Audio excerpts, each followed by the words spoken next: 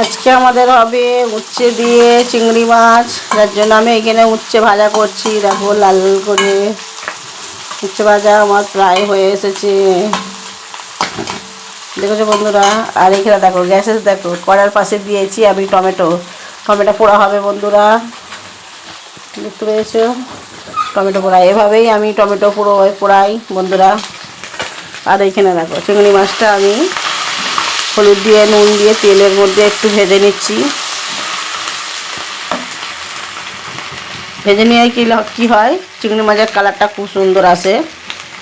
এবার আমি এক একে মশলা দেবো, এর মধ্যে পেঁয়াজ বাটা দেবো।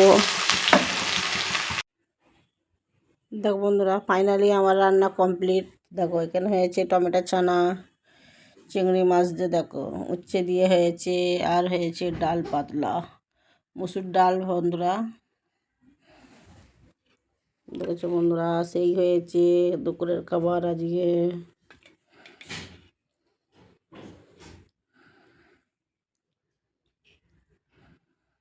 কে কে খেতে ভালোবাসো বন্ধুরা কমেন্টে বলবে। ভালো লাগলে লাইক শেয়ার কমেন্ট করবে বন্ধুরা। আল্লাহ হাফেজ।